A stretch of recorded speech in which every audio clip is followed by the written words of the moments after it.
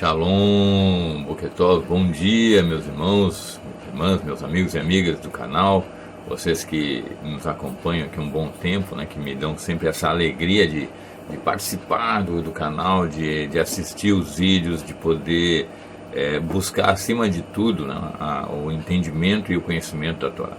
Eu fico muito feliz de poder participar de alguma maneira na vida de vocês, de cooperar com vocês também.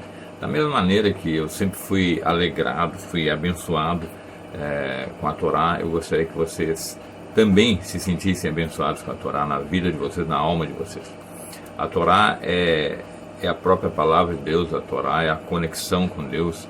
A Torá procede de Deus, então ela não tem um caráter menor do que sagrada, do que maravilhosa, do que perfeita, que produz em nós santidade de vida, que produz em nós um relacionamento muito maior com a presença de Adonai. E aí, isso tudo muda a vida da gente, né? Tem que mudar, porque a própria Torá nos diz isso, né? Que ela nos daria um erguer na vida, que ela nos faria prosperar, que ela nos faria saudáveis, que ela nos faria vitoriosos. Então, toda a Torá, ela tem por objetivo maior a conexão com Adonai. E é óbvio que no momento que eu me aproximo, me conecto a Adonai, me busco essa proximidade com Ele, é óbvio que o resultado na minha vida será visível, não tem como. Então, eu queria hoje trazer um outro momento da Torá, e fazer com vocês uma reflexão sobre o texto, e considerando as expressões em hebraico, e também nos maravilharmos com o que está ali revelado, além da literalidade do texto. Você vai pegar o texto, vai ler, e você vai entender algo, e aí quando você vai mergulhar no texto em hebraico e começar a destrinchar ali cada etapa do texto, você vai perceber que tem muito mais ali ainda, que é aquela revelação mais profunda, né? O Sod, aquela profundidade, e também nós temos a ideia de que ali está sendo passado para nós uma informação que é muito maior do que, como eu digo, né, que a simples literalidade, com um objetivo lá na frente. Então o texto ele é profético, ele conta uma história do passado, vamos dizer assim, mas ao mesmo tempo ele aponta para o futuro. Então é muito, muito importante que a gente tenha isso em mente, né? Então hoje eu vou falar com vocês sobre a vida de Yosef, o José que foi vendido pelos irmãos para o Egito, e que vocês já conhecem a história com certeza, né? Os irmãos, por inveja, primeiro tentaram matá-lo, depois ele foi vendido, foi parar no Egito, e ali ainda jovem, adolescente, né? Ele vai ter experiências muito ruins, ele vai parar na casa do Potifar, aí a esposa do Potifar vai se interessar por ele, vai querer seduzi-lo e tê-lo como homem, sexualmente falando, e ele vai recusar, ela vai armar para ele, e ele vai ser preso, vai passar muitos anos na prisão, mas lá na prisão ele vai cuidar dos presos, ele vai ter a confiança do carcereiro, ele ganha essa confiança, ele vai cuidar dos presos. Ele vai conhecer ali o copeiro e o padeiro do faraó, aí o padeiro ele vai morrer, o copeiro vai ser devolvido, ele interpreta os sonhos desses dois e assim acontece. Aí o copeiro vai lembrar dele depois de um tempo ainda, demora para lembrar dele, e aí numa dada ocasião lembra, e ele é apresentado então ao faraó para que pudesse explicar o sonho do faraó. O faraó estava atormentado, sentindo aflito com aquele sonho. Aí ele vai explicar o sonho, vai dar conselhos para o faraó. O faraó vai nomear Yosef como o vice-rei do Egito, e ele vai fazer o Egito guardar a produção de alimentos para os 7 anos que viriam de escassez. E ele vai ajudar também ao seu povo, né, a sua família, os seus descendentes, os descendentes de seu pai, né, Jacob, e os irmãos, lá na terra, né, onde eles estão, porque a fome está se espalhando por toda a terra. E depois ele vai trazer a família, né, Jacob, com os irmãos, com todos os descendentes para o Egito, vão morar ali um tempo. Jacó vai viver ainda 17 anos no Egito até morrer. Depois a gente sabe que Jacó vai ser levado, né? O corpo dele vai ser levado para ser enterrado em Marpelá, né? Na gruta de Marpelá, junto com a sua esposa Leá. Né? E lá também estão os casais Abraham e Sará, Isaac e Rivicá, e, segundo os nossos sábios, também Adão e Havá, Adão e Eva. Então, nós temos uma série de informações nesse texto, que eu acabei de fazer um resumo, só para você ter uma ideia. Mas eu vou ir mais além disso. Eu vou mostrar para você que existe algo muito mais ainda nesses textos. Então, a gente começa entendendo que a Torá quer me revelar algo além disso. Ela não está simplesmente fazendo o papel de uma narrativa histórica. Ela está querendo me passar uma outra informação que está ali e que, na literalidade, eu não vou perceber. Tá? Então, vamos lá. Vamos pensar por que Yosef? Por que ele foi para o Egito? Por que Jacó ficou fora? Por que Jacó foi para o Egito? Por que Yosef tem 2 filhos lá? Menaché e Efraim, né? Manassés e Efraim em português. Por que ele ascende a vice-rei do Egito? Por que ele vai cuidar da sua família mesmo longe do Egito? Por que ele vai ter um espírito gracioso e perdoador para com os irmãos? Por que ele vai sustentar os irmãos que o traíram, que o venderam? Então, todas essas perguntas vão ver aqui dentro do texto, que você tem certeza que você vai se maravilhar. Tá? Vamos começar assim. No Salmo 80, verso 2, diz o seguinte: ele conduz Yosef como um rebanho. Ele é Adonai. Então, Adonai conduz Yosef como um rebanho. Então, aqui eu já tenho uma dica. Né? Se ele está me dizendo isso, é que Adonai está olhando para Yosef não como um indivíduo, mas como um povo. Certo? E mais do que isso, ele está vendo como um povo que é ovelha, rebanho de Adonai. Ele diz assim: Adonai conduz Yosef como um rebanho. Então, vamos lá, vamos pensar assim. O que é conduzir como rebanho? É cuidar, é alimentar, é proteger, é manter vivo, né? É tratar quando estiver doente, é buscar quando a ovelha está desgarrada. Ele vai lá, busca a ovelha desgarrada. A gente vê isso nas palavras de Yeshua, quando ele diz, né, ele deixa as 99 ovelhas lá e vai em busca de uma que se perdeu. Tudo isso é figura de Israel, tá, gente? A ideia é que como Yeshua ele é o Messias de Israel, ele veio para redimir Israel. Ele veio unicamente para resgatar Israel. Tá? Então, nesse resgate, ele já está me adiantando lá, né, o próprio Yeshua, está dizendo que ele...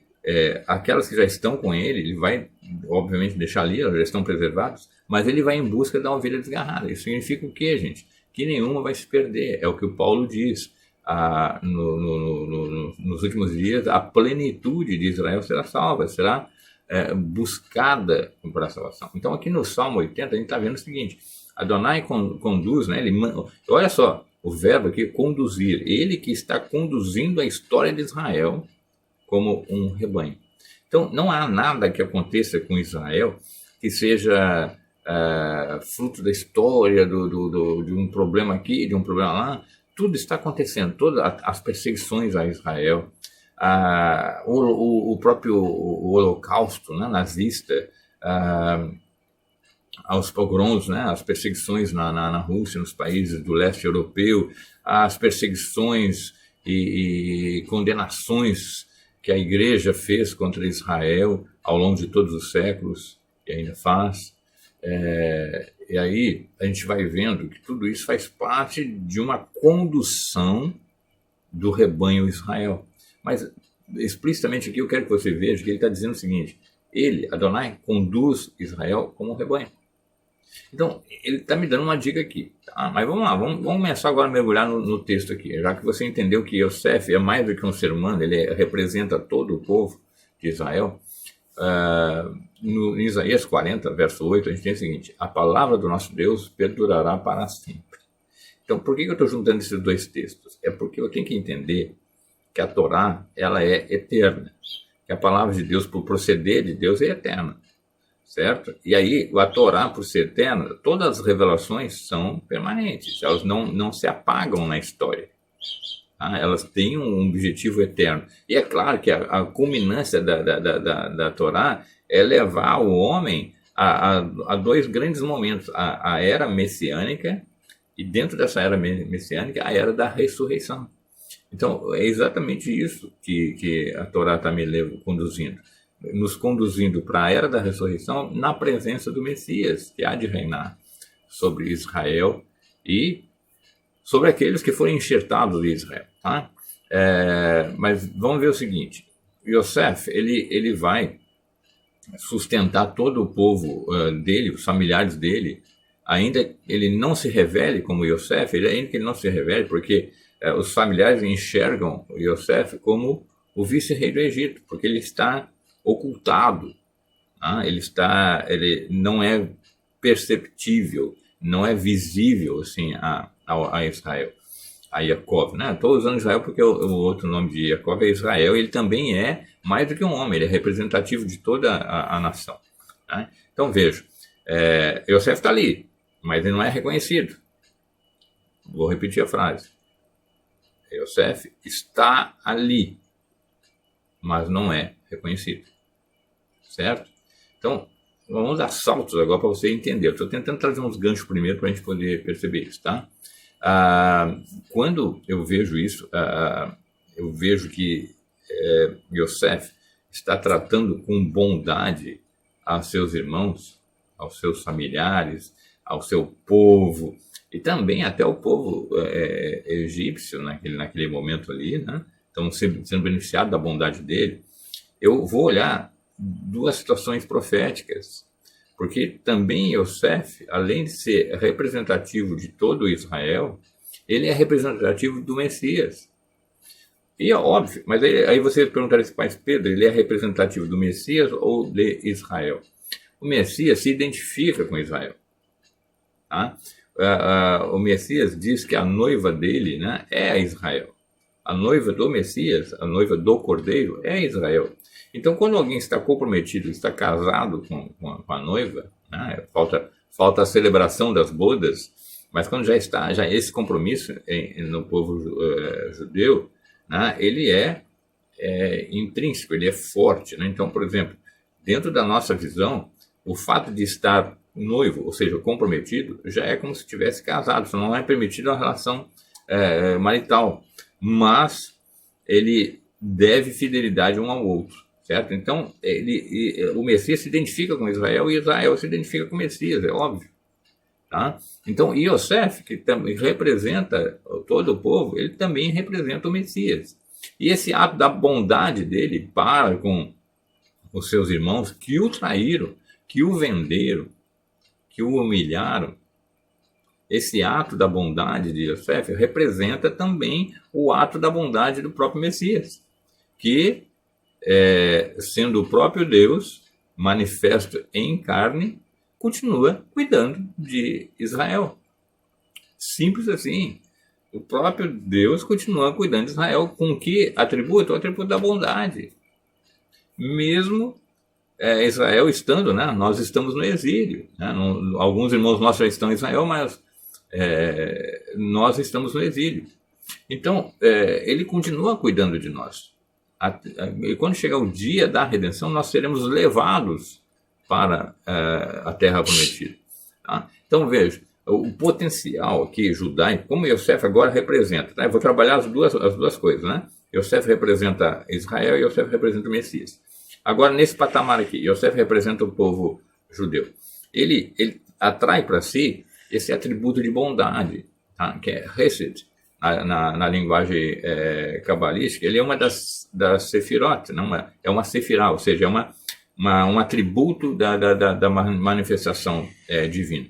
Então, o potencial da bondade, da graça, vamos falar em português como os cristãos conhecem, né?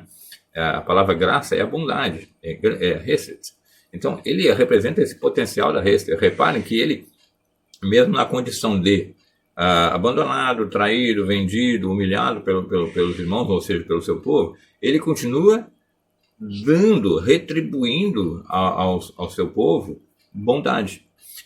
Quando a gente vê o texto de Yeshua lá, diz assim, quando te obrigarem a caminhar 1000, caminha 2000, se te pedirem a capa, dá a túnica, se te bater na face direita, oferece a esquerda. Isso é uma linguagem figurada para te dizer o seguinte, sempre retribua a bondade, certo? Retribua a bondade aos culpados. Mas, claro, gente, vamos entender que isso não é uma passividade, porque também há o atributo de Gevurah, que é o atributo de força, de justiça, que a gente tem que também considerar. Por exemplo, quando o Hamas atacou Israel não tem que mandar flores para o Hamas. É um conflito, é uma guerra, ele tem que atacar Israel, sim, ele tem que vencer o inimigo, destruir o inimigo, porque isso também está previsto na Torá. Tá? Isso não invalida o atributo de bondade. Agora veja bem, vou mostrar bondade com Hamas. Quando Israel prende integrantes do Hamas, eles são levados para Israel para serem presos, colocados na prisão, mas lá eles são cuidados, tratados como seres humanos mesmo. Então isso é bondade. Tá? Porque a gente poderia dizer assim, a raiva que dá queria pegar esse sujeito e matar, mas não. No momento que eles foram aprisionados, eles têm que ser tratados com bondade, porque isso é uma ordenança da Torá. Então eles são tratados. Então, Yosef ele traz para si esse potencial da bondade. E a Mishnah nos fala o seguinte, eu fui criado somente para servir ao Criador. Isso está no Tratado de Kedushin, tá? no Talmud. Então, olha, pega a frase aqui, eu fui criado somente para servir ao Criador. Eu, você, tá? Yosef nesse momento, ele toda essa carga sobre ele, né? Ele como se ele dissesse na posição dele, seja ele de escravo do Potifar, de prisioneiro no cárcere lá, ou na função de vice-rei, ele continua dizendo o seguinte, eu fui criado somente para servir ao Criador. E aí ele atrai para si todo o povo judeu. Então é como se o povo judeu, em qualquer condição de escravo, de preso ou de vice-rei, ele diga sempre, em qualquer situação, eu fui criado somente para servir a Adonai. Então, isso é importante a gente ter em mente. E Yosef, mesmo no Egito, ele vai continuar servindo a Adonai. Vamos entender depois porque ele está nos trazendo essa lição aqui, tá, gente? Quando eu vejo Deuteronômio, ele me diz uma coisa muito interessante. Ele fala assim, lá no verso 19, eu vou fazer um resumo aqui, tá? Eu vou botar na tela o texto para vocês. Adonai apresenta para o povo de Israel o seguinte, olha, eu apresentei para vocês a Torá inteira, e eu digo para vocês, é isso que eu estou apresentando para vocês, a vida e a morte, a bênção e a maldição, escolham a vida, pois, para que vivam, tá? Apeguem-se, obedeçam às minhas mitzvot, obedeçam aos meus mandamentos, apeguem-se, né? Colem-se, o texto em hebraico é colem, fiquem colados a Adonai, porque esse é o propósito da vida. Então, repare o seguinte, quantas pessoas estão sofrendo de depressão, angústia, ansiedade, não se questionam qual é o propósito da vida? Eu já estou dizendo, o próprio Adonai disse isso. O propósito da vida é me servir, é se apegar a mim, é produzir um mundo melhor, como Yosef fez no Egito. Yosef influenciou o Egito. Além de abençoar os seus irmãos fora do Egito, ele abençoou o Egito. Isso é retificação do mundo. Isso é fazer a sua parte no mundo. Tá? É por isso que a Mishnah diz, eu fui criado somente para servir ao Criador. Repita isso no seu coração. Vá para o espelho e diga, eu fui criado somente para servir ao Criador. Você não foi criado para outra coisa. Você não foi criado para acumular bens, comprar casa, comprar carro, comprar avião, para você viajar, para você fazer isso, tal, comprar bens materiais, comprar TV de 500 polegadas, o carro melhor da cidade, mais bonito. Você não foi criado para nada disso, você foi criado apenas para servir ao Criador. E esse apenas, eu estou contrastando com a materialidade das coisas que eu estou citando aqui, mas esse apenas é a totalidade da vida. No momento que eu olhar isso, eu nasci só para servir ao Criador, certo? Então, qual é o grande propósito da minha vida? Servir ao Criador. E isso é maravilhoso. É o que Yosef vai fazer no Egito, tá? Então, veja bem, o que eu quero que você veja por etapas, né? Yosef no Egito, ele está, naquele momento histórico ali, para o seu povo, ele está oculto. O seu povo não consegue ver Yosef, ele vê o vice-rei do Egito. Isso é interessante, né? Porque eles, mesmo tendo proximidade com Yosef, naqueles momentos que eles foram até lá e conversaram com ele, eles não conseguem distinguir ele ali. Eles não conseguem perceber. Então, nessa condição, Yosef, que é representativo do Messias, ele continua como oculto, mas está ali. O povo de Israel, representado por Jacob, não consegue enxergar Yosef. Da mesma maneira, muitos ainda do povo judeu não conseguem ver Yeshua como Messias. Mas há um momento de revelação, há um momento de ocultação e há um momento de revelação. Isso é muito importante. Mas entre a ocultação e a revelação, a bondade continua. Os cuidados com o povo continuam. Tá? Quando eu disse isso para você, eu fui criado somente para servir ao Criador, isso chama-se no judaísmo de bitul. Bitul é uma autoanulação, eu me anulo para viver para o meu Deus. É o que Yeshua também disse lá, né? Reparem que Yeshua não está ensinando nada novo, ele está ensinando a Torá. Yeshua está dizendo o seguinte: aquele que quiser me seguir, negue-se a si mesmo e carregue a sua estaca, né? Que foi traduzido como cruz. Ou seja, esteja disposto ao sacrifício. Mas a primeira parte do verso ele diz o quê? Negue-se a si mesmo. Isso é bitul. O que é negar-se a si mesmo? É chegar ao entendimento que eu vivo para algo maior do que simplesmente colecionar coisas, do que realizar sonhos. Eu vou ser o médico, eu vou ser o engenheiro, eu vou ser o doutor, eu vou ser o sei lá o quê, um grande artista, vou escrever livros, vou ser isso, vou ser aquilo, vou comprar isso, comprar aquilo. Não, nada disso. A gente tem que realizar o bitul, eu tenho que me anular. Eu não estou aqui para ter coisas, eu estou aqui para ser servo do Deus Altíssimo. Pô, isso é grandioso, gente. Isso é grandioso. Tá? Então, quando eu vejo esse potencial de obediência à Torá de Yosef lá no Egito, eu vejo que esse potencial está distribuído por todo Israel, já que Yosef é representativo de Israel. Então, repare que as pessoas costumam nos dizer para nós assim: mas por que você segue esse mandamento? Esse mandamento não tem sentido nenhum. Né? Esse mandamento não tem lógica, porque isso aí serve ainda, está valendo ainda. Tá. Repare que o judeu ele não questiona os mandamentos. Ele vai lá e obedece. Né? Ele simplesmente vai lá e obedece. Por quê? Porque o mandamento é mandamento de Deus, eu não tenho que questionar, eu tenho que obedecer. O que eu estou tentando mostrar para vocês aqui? O que eu estou tentando mostrar para vocês? Que as mitzvot, os mandamentos de Deus, são mandamentos de Deus. E por procederem de Deus, eu não quero nem saber a razão, a lógica, o porquê. Isso não importa. Se o meu Deus me ordenou e eu fui criado para servir a Deus, eu vou obedecer. Se eu tiver entendimento agora, muito bem. Se eu não tiver entendimento, não tem problema. Eu vou obedecer. Então, quando as pessoas nos perguntam sobre a obediência da Torá, nós simplesmente dizemos: nosso Deus nos ordenou.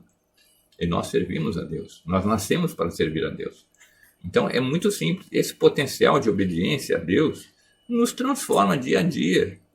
Porque quando a gente vê lá em Êxodo, quando o povo vai receber a mensagem no Sinai, o povo fala algo que os tradutores traduziram invertido, mas na verdade o texto está assim como eu vou falar para vocês.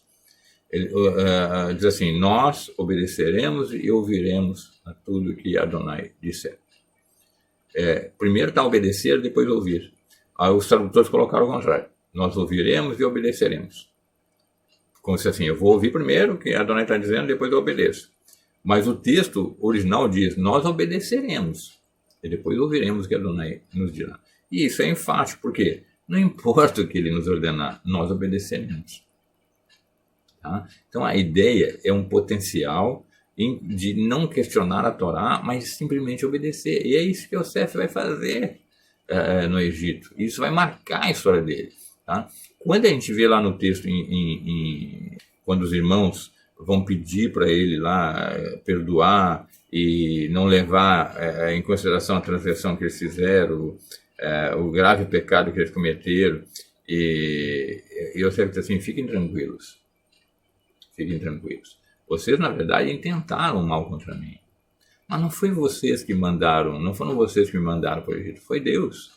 E aí ele vai falar, para manter viva uma grande nação. Está lá no texto, Gênesis 50:20, para manter viva uma grande nação. Então repara aqui, gente, olha outra informação que a Torá está nos dizendo. Yosef, ele é enviado para fora de Israel, tá? Para o Egito, que é o mundo, mas para ser ocultado, porém, continua mantendo Israel, continua amando Israel, continua com bondade para Israel. E ele diz, olha, eu estou nesse estado de ocultação, porém, eu estou nesse estado para manter vocês vivos, dar vida para vocês, a grande nação, que é Israel. Tá? Então, quando ele diz isso, ele está falando muito mais do que aquele período histórico, dá para entender? Ele não está dizendo assim, eu vim aqui para o Egito para cuidar de vocês. Não, ele está dizendo assim, em todos os tempos, profeticamente, eu estou ocultado para manter vocês vivos. Eu tenho que manter vocês vivos porque eu sou bom. Tá? Então agora você dá um salto. Já não é Yosef que está falando, mas o próprio Deus ali, na ideia de que ele representa o Messias. Tá entendendo o que ele está falando aqui? Aí quando a gente vier ainda o capítulo 50, verso 21, diz assim, eu sustentarei vocês e seus filhos. Olha que bonito que ele está falando. Eu vou sustentar vocês. E vou sustentar os filhos de vocês também. Toda a geração. Reparem que como ele é representativo, olha que coisa linda, tanto ele é representativo de todo o povo judeu, então todo o povo judeu tem o dever de alma de cuidar de todo o povo de Israel, né? Um judeu tem que cuidar de outro judeu, em todas as gerações.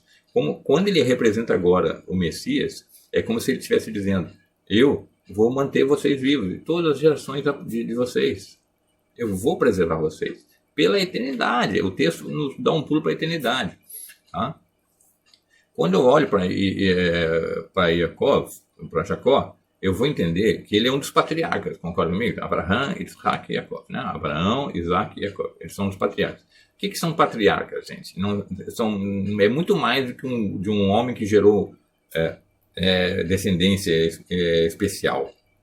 Eles representam o que nós chamamos na linguagem cabalista de o mundo de Atzilut, ou seja, da emanação. Esses homens eram diferentes, gente. Vocês vão de concordar comigo, eles eram diferentes de todos os homens da humanidade. E me marcou. Esses homens tinham um potencial da presença divina na vida deles muito grandes. Então eles representam eles refletem, muito mais que representar, eles refletem o mundo de Atzilut. O que é Atzilut? Emanação em hebraico, ou seja, quando Deus criou os mundos, né, criou o universo, ou os universos, ele teve que criar nele mesmo, né? Ele criou nele mesmo e transmitiu a criação dele mesmo, ou seja, a sua vitalidade, a sua divindade passou para essa criação toda. E os patriarcas, eles representam, eles refletem, melhor dizendo, essa emanação, esse ato criativo de Deus, esse poder da divindade para criar, para dar vida. E os patriarcas, eles refletem isso. Tá? Quando eu chego em Yosef, veja bem, eu falei dos patriarcas, quando eu chego em Yosef, ele é um filho de Jacó, certo? Então, ele não reflete o mundo da emanação, de onde emana o poder criativo de Deus. Mas ele reflete agora os outros três mundos na linguagem cabalística. Nós temos Atzilut, que é o mundo da emanação, depois nós vamos ter Beriá, que é o mundo da criação, depois nós vamos ter Yetzirá, que é o mundo da formação, depois Asiá, o mundo da ação. Né? Nós estamos no mundo da ação, certo? São etapas do processo criativo. Então, o Yosef, ele reflete os três mundos abaixo do Atzilut, do mundo da emanação. Enquanto os patriarcas representam o mundo da emanação, Yosef, ele reflete exatamente esse poder criativo no mundo da criação, da formação e da ação. Por isso que ele está lá no Egito. Porque ele vai levar ao Egito esse processo de criação, de formação e de ação. Deu para entender? Qualquer dúvida você me pergunta e a gente conversa mais, porque o assunto é muito interessante mesmo. Tá? São níveis de espiritualidade. Então, quando eu vou olhar a questão da alma, né, a gente vai entender o quê? que nós temos 5 níveis de alma, né, da nossa alma. Os mais elevados nós chamamos de Hayá e Yeridá, né? Hayá, que significa vida, a vida propriamente dita, né? E Yeridá, unidade, ou seja, Hayá e Yeridá, a que está mais da nossa alma, da parte da nossa alma, está mais próximo da divindade, mais próximo de absoluto, mais próximo de Deus, do Criador. Então, essas duas partes revelam muito mais desse contato com Deus na nossa vida. É aquele mais íntimo do nosso ser, que tem a consciência de eternidade, que tem consciência de Deus e que sente necessidade de Deus. E nós temos outros três níveis mais abaixo, que é o Nefesh, o Ruach e o Neshama, né, que refletem esses outros 3 mundos que eu falei há pouco, né? O mundo da criação, o mundo da formação, o mundo da ação. Porque essa parte da nossa alma vai estar relacionada com isso, certo? Nós temos uma alma dentro de nós aqui que está relacionada com esse mundo material que a gente está vendo aqui, o mundo físico. E ele vai se relacionar através de pensamento, de ações e da fala com esse mundo físico. Tá? Mas acima de nós ainda tem 2 níveis, que é Hayá e Yeridá, que estão em contato com o mundo da emanação, que estão mais próximos de Deus. Então é como se eu pegasse, gente, imaginar a alma assim na vertical, a parte mais alta da nossa alma está ligada, conectada, muito mais próxima a Deus, e a parte mais baixa mais conectada ao mundo físico. Mas o fato de eu estar no mundo físico não significa que eu estou isento da divindade. Pelo contrário, quanto mais eu servir ao Criador nesse mundo físico, mais eu elevo a minha alma para essa proximidade com Deus. Tá? Então, quando eu vejo que Yosef ele reflete esses 3 níveis mais baixos da alma, né? a Nefesh, o Ruach e a Neshama, e que está em contato com o mundo físico, isso que é o Egito, significa o quê? Que lá no mundo físico ele vai ter uma experiência de transformar o mundo físico. É isso que eu quero que você perceba, porque é a sua missão na Terra. Tá? Quando os irmãos se aproximam de Jacob, nos momentos finais lá, eles reconhecem que transgrediram. Eles fazem uma techuvá diante de Yosef, né? Eles fazem uma techuvá diante de Yosef, ou seja, eles chegam para Yosef e dizem: nós erramos, nós transgredimos, perdoa, pois, os teus servos. Eles se veem na condição de servos ali, né? Que é o que eu estou falando todo o tempo, nós estamos aqui para servir. Como Yosef representa o Messias também, é como se ele chegasse diante do Messias: nós transgredimos, nós pecamos contra ti, nos perdoa. E a gente sabe qual é a resposta, né? Não, fiquem tranquilos, eu vim para cá com missão. O próprio Deus me trouxe para cá com missão, né? O Messias físico, né? Para cuidar de vocês. Eu estava ocultado até agora, mas agora eu estou revelado. Tá? Então, essa questão de ocultar a revelação, nesse mundo que a gente está vivendo, nós estamos no mundo da ocultação. A gente não enxerga praticamente Deus, né? Não é enxergar, porque ninguém enxerga Deus, óbvio, né? Mas eu chego a enxergar, sentir essa presença de Deus tão constantemente assim, né? Mas quando aconteceu o mundo vindouro, nós temos a revelação de Deus. Então nós temos o mundo da ocultação e o mundo da revelação. O mundo da ocultação é o mundo atual. O mundo da revelação é o mundo vindouro, quando nós já estaremos redimidos, já passamos pela ressurreição ou fomos transformados. Tá? Bom, isso tudo, esse fato de fazer techuvá, de reconhecer a culpa, é muito interessante, porque dentro da visão judaica, se por exemplo, na minha geração não foi reconstruído o templo, né? Na geração passada não foi reconstruído o templo, e na geração anterior também não foi reconstruído o templo. Então, a visão judaica é o seguinte, que cada geração que passa onde o templo não foi reconstruído ainda, significa que aquela geração ainda está em culpa pela destruição do templo, que não houve ainda uma mudança, ou seja, é como se fossem os filhos de Jacob, os irmãos de Yosef, ainda estão no momento da transgressão. Os anos estão se passando, né? Yosef continua alimentando a sua família, o seu povo, e ainda não houve esse contato com Yosef, certo? É como se dissesse: olha, ainda não houve esse colar com Deus de tal maneira que o templo foi construído. Então nós carregamos essa culpa pela destruição do templo, porque nós também, nossa geração, não foi reconstruído. Tá? Então é aquele momento que antecede a grande Teshuvá e a revelação de Deus. Tá? Quando Yosef vai revela aos irmãos, tá? Ele manda a mensagem para o pai dele, né? Ele manda carroças cheio de presentes, de alimentos e presentes para o pai. E aí, tem um texto muito interessante que diz o seguinte, lá em Gênesis 45, 27. Ele viu as carroças que Yosef enviou, e o espírito de Jacó reviveu. Olha só que interessante. Presta bem atenção no texto, que ali também é uma revelação da Torá. Ele diz assim, o Yaakov, né? O Jacó, ele viu as carroças que Yosef enviou. Ele olhou para as carroças. E ele diz assim, e o espírito de Jacó reviveu. Ele diz, meu filho vive. Tá? Mas, gente, por que ele olhou para as carroças? E por que ele reviveu ao olhar para as carroças? E por que ao olhar para as carroças, ele sente dentro dele que o filho, né, Yosef, vive, está vivo, mais vivo do que nunca. Porque tem um jogo de palavras no hebraico muito, muito interessante aqui. Carroças, em hebraico, é assim, agalot. Tá?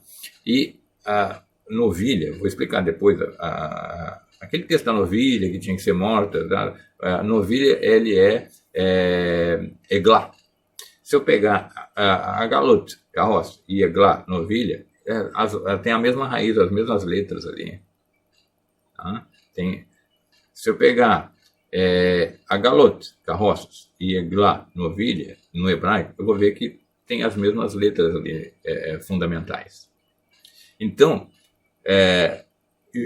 o texto sobre a novilha é aquele texto lá em que, quando aparece um cadáver no campo e ninguém sabe quem foi que matou aquele cadáver, a cidade mais vizinha, né? Os anciãos tinham que ir até a cidade mais vizinha, tinham que pegar uma novilha, ela tinha que ser sacrificada, tinha que passar todo aquele processo. Está lá em Deuteronômio 21. E aí, tinham que fazer uma declaração de não culpa, né? Ou seja, nós não fomos nós que matamos essa pessoa que está morta aí no campo, né? E ao fazer a declaração de culpa, tinha a novilha ali de um sacrifício pela morte daquele indivíduo. Tá?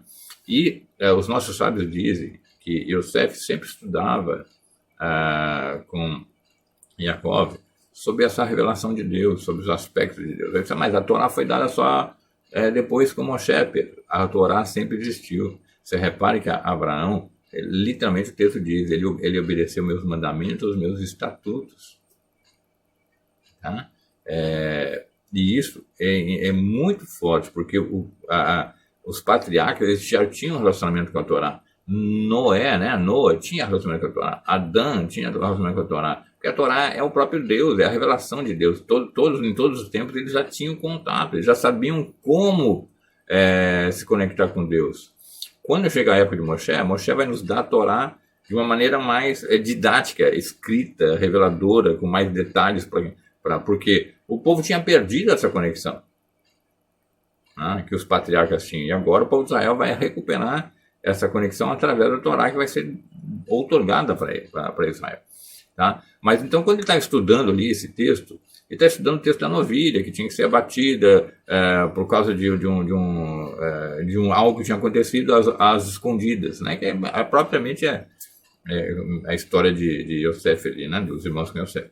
Mas o estudo da novilha ali é Eglá, né?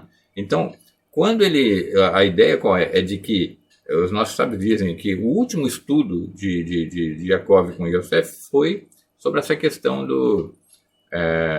daquele pecado oculto, né? Alguém matou o fulano e ninguém sabe quem que foi, né? E ali se fala sobre a novilha, que é Eglá. Então, quando ele viu as carroças, ele entendeu como uma mensagem codificada.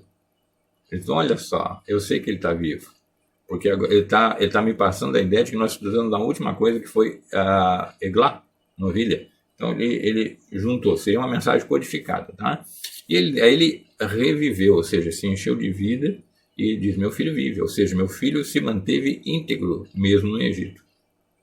Ele se manteve fiel à Torá mesmo no Egito. É isso que ele está dizendo ali. tá? Nesse sentido.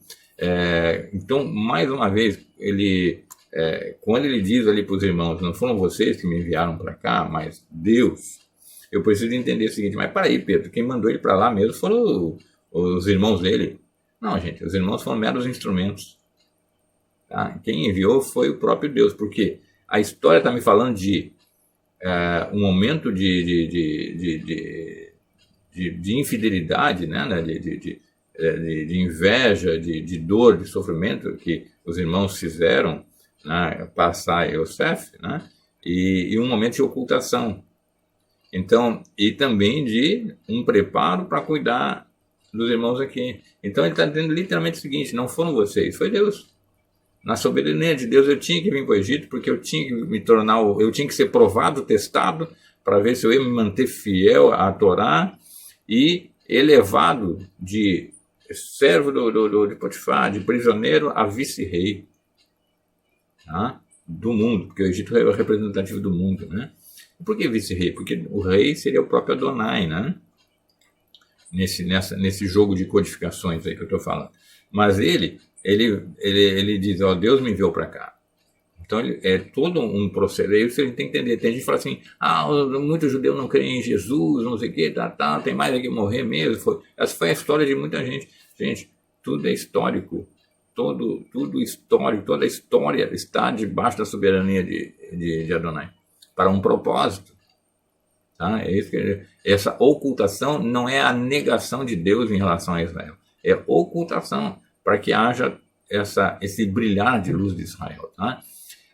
Então, quando o Yosef está no exílio, está no Egito, né? Ele está no exílio, ele foi exilado do seu povo, foi enviado para o Egito. Ele também é representativo do exílio, ou seja, ele sai do seu povo, vai para o exílio, mas ele se mantém fiel à Torá, influenciando o mundo, e os judeus no mundo inteiro continuam influenciando o mundo. Reparem que agora, na época desse último ataque do Hamas, em 7 de outubro de 2023, quanta gente se levantou contra o povo judeu em todos os países. Por quê? Porque são diferentes. Os judeus é um povo diferente, é o povo do livro, é o povo da Torá, é o povo do amor, é o povo da bondade, é o povo que prospera, é o povo que ajuda os outros, é o povo de grande intelectualidade, é o povo de grandes gênios que modificaram a história do mundo. É um povo diferente. Então, o povo judeu ele é perseguido em todos os tempos, por ser diferente. Mas isso no exílio, gente. Eu estou falando no exílio. E no exílio, essa capacidade de se manter ligado a Adonai produz revolta nos outros, que querem acabar com o povo judeu, mas não vão acabar.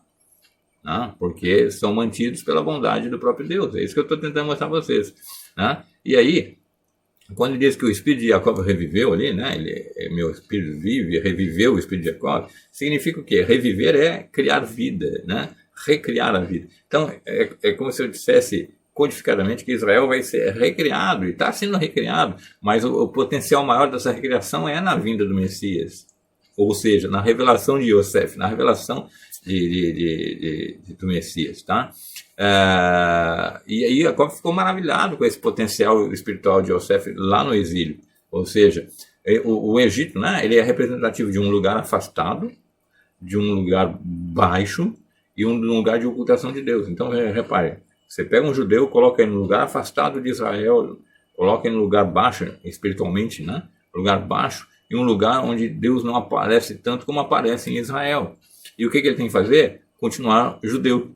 Ele tem que continuar ligado ao judaísmo, continuar servindo a Deus na Torá, nos seus princípios. E aí você vai dizer, mas tem muito judeu que acabou se perdendo.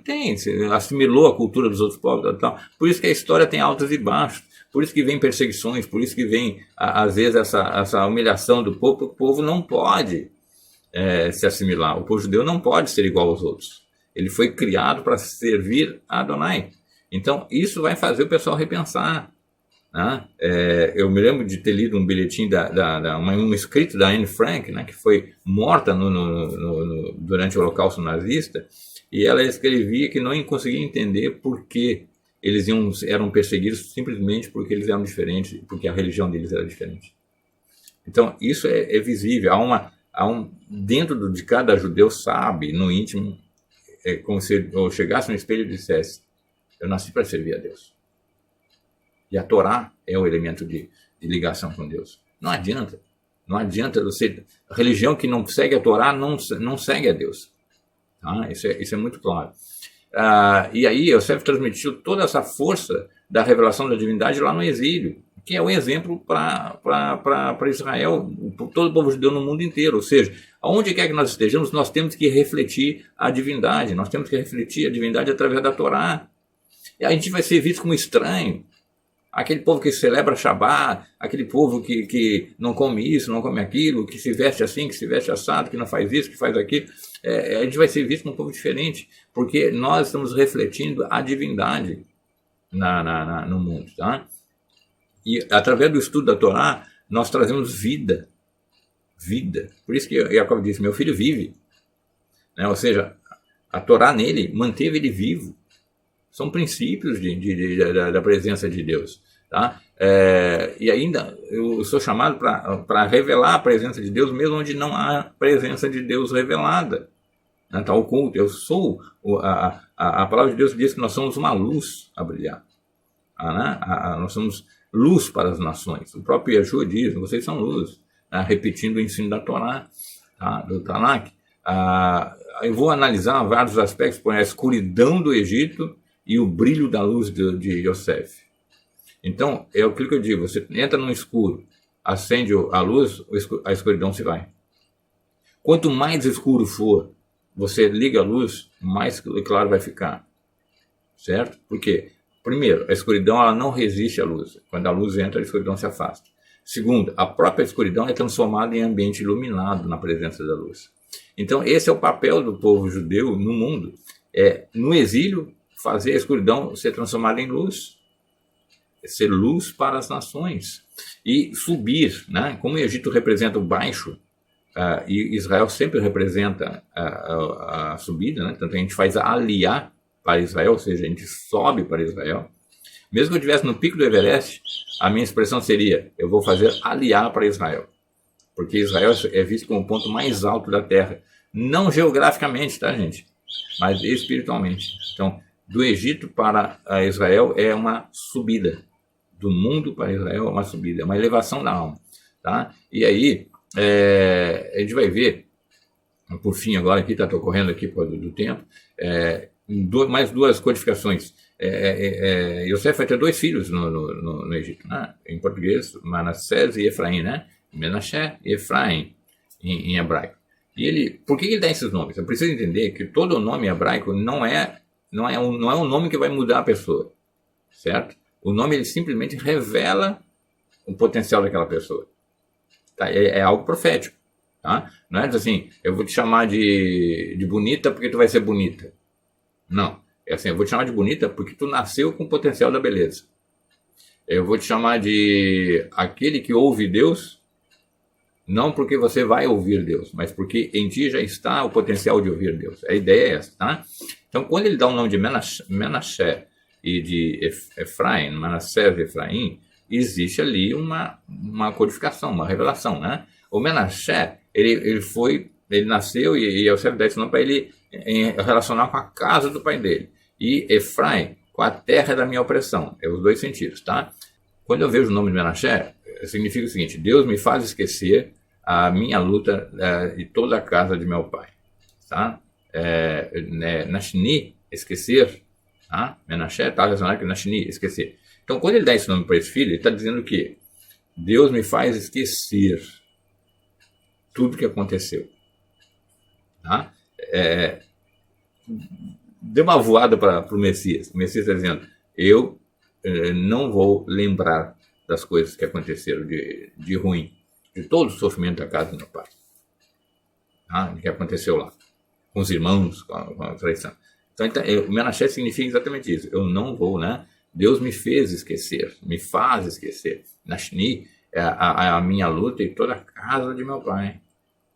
Ele tá falando algo muito interessante ali. E Efraim significa: Deus me fez frutífero na terra da minha opressão, no exílio. Frutífero é Efraim, e olha só, no exílio eu ainda produzo frutos.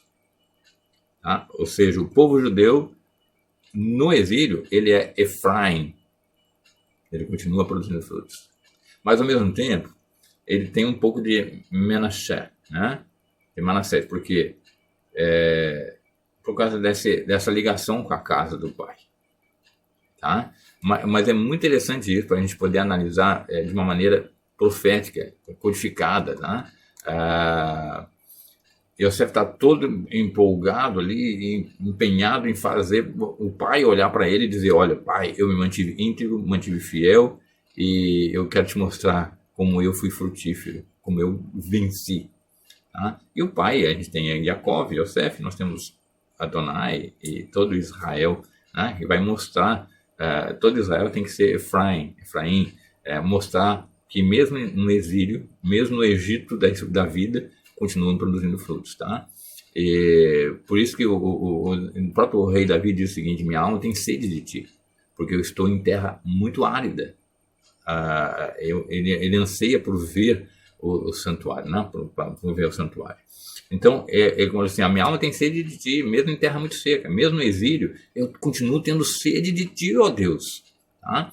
Então, a gente vai vendo que todo esse processo é uma lição que a Torá está nos dizendo. E por fim, gente, quando eu vejo ali o Jacob abençoando os filhos de Yosef, ele diz algo extremamente emblemático.